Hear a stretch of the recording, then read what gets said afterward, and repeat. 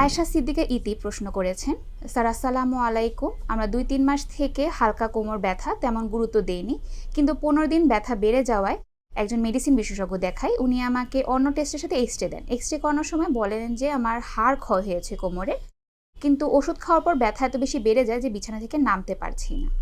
এখন হাসপাতালে ভর্তি হওয়ার পরামর্শ দিয়েছেন, ব্যথা কমছে না, কি করতে পারি? ধন্যবাদ আয়েশা সিদ্দিকা ইতি। আপনি যেটা বলেছেন, আসলে আপনি এক্সরে করেছেন কিন্তু এমআরআই করা হয়নি। আপনার কিন্তু ডিস্ক প্রলাপস থাকতে পারে, এটাকে আমরা মেকানিক্যাল পেইন বলেছি, যে ব্যথা ওষুধ খেলে ব্যথা বেড়ে যাবে।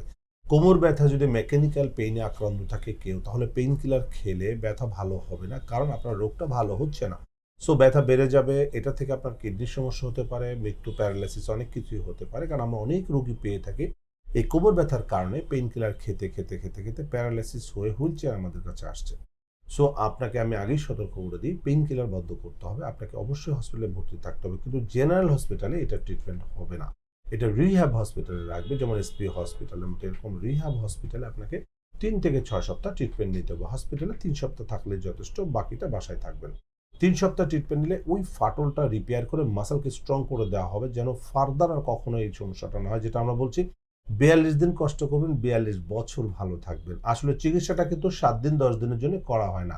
পেইন কিলার হচ্ছে সাময়িক, আপনাকে কমায় রাখবে, কিন্তু আমাদের ট্রিটমেন্টটা হচ্ছে সম্পূর্ণ ন্যাচারাল এবং এটা লংজিভিটি, এটা ফুললি কিউর করে আপনাকে ফুল টাইম আপনি যেন ভালো থাকতে পারেন, মেনটেন করে চলতে পারেন, সেই ব্যবস্থা অ্যাকচুয়ালি আমরা করে দিচ্ছি। ধন্যবাদ আপনাকে।